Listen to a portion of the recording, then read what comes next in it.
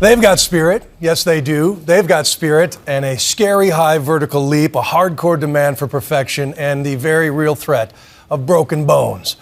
Yes, a smile and some pom-poms are no longer enough to call yourself an elite cheerleader in this country, much to the delight of some parents and the dismay of many others. To better understand the demands of going out for cheer squad these days, ABC's Amy Robach met one brutally tough coach. Carry me out, kill me now. Do you want me to write you a memo for that? Don't smile at me, kid, because I'm so not laughing. I am over it. Tough-talking Coach Patty Ann has been coaching competitive cheerleading for 30 years. Am I making myself clear? And don't tear up about it, because I ain't buying it and I ain't interested in it.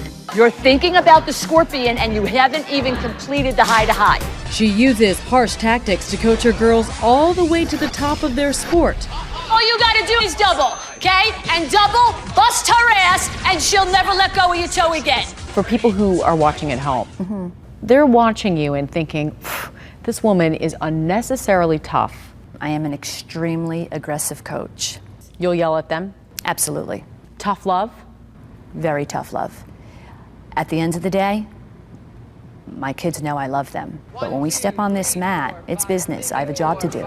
Your parents are paying for a service. In Patty Ann's gym in Kenilworth, New Jersey, there are plenty of rules, like no cell phones and no Facebook when the girls travel, even to communicate with their moms and dads. We are not allowed to talk to them. We are not allowed to have any contact with them whatsoever. And that's even when we're at the competition with them.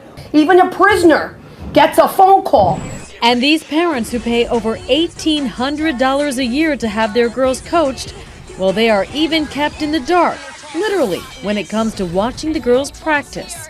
I wish we could peek a little bit. How do you feel about that? You're spending all this money, you're dedicating all this time, and you don't know what's happening. I'm paying all this money, and I want to occasionally see what I'm getting for that dwindling checkbook. 3, 4, 5, 6, 7. But behind that curtain, Patty uses a sharp tongue and take no prisoners attitude to whip her squad into a winning team. All right, is this gonna affect me? Good, then get rid of that and let's go. Don't spit blood on the mat. Doing this as long as I have, I know when it's serious and when it's not.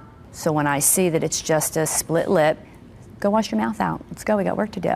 Jackie, you too tired to go out full out again? Do you ever think to yourself when you go home at night, I was a little too tough? Absolutely, absolutely. There are days that I go home and I say to myself, I wish I would have handled that differently. The girls compete year-round and practice 3 days a week until as late as 9 p.m. Let's go.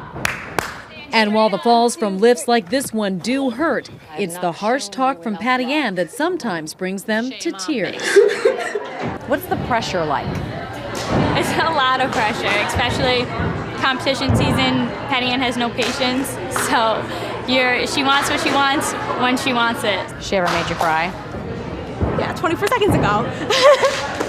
Sue Sylvester may have perfected the TV version of a brash cheerleading coach on Glee. I have completely lost interest, and ladies, I blame you. But Coach Patty Ann is the real deal and now showcases her strict traditional coaching on a new reality show aptly called Cheer on CMT. Slots on the team are few and far between, and competition to stay on the team is fierce. If you miss a trick, if somebody walks in that door the night before I get on a plane, I'm taking your spot. And her cheer team say they know what's behind that hard exterior. I think that if you're going to have a successful organization and you're going to lead a team to the top, you have to be able to get in their face and then be able to control them, bring them back in, and show them that you love them. How important are these girls to you? They're kids. I get that. My job is to make them into this spectacular, strong woman. What happens when you become one of Patty Ann's little, what do you want to call them? Little soldiers, so to speak. They become organized. They know how to prioritize. They know how to set goals. They're on time for everything. The girls may be focused personally and athletically, but at what cost? I'm guessing that a lot of people may look at this and say, These girls are very young, and this is way too much pressure. What do you say to that? Don't judge me. Don't judge these kids. Who is anyone to say that what we're doing or how we're doing it is wrong?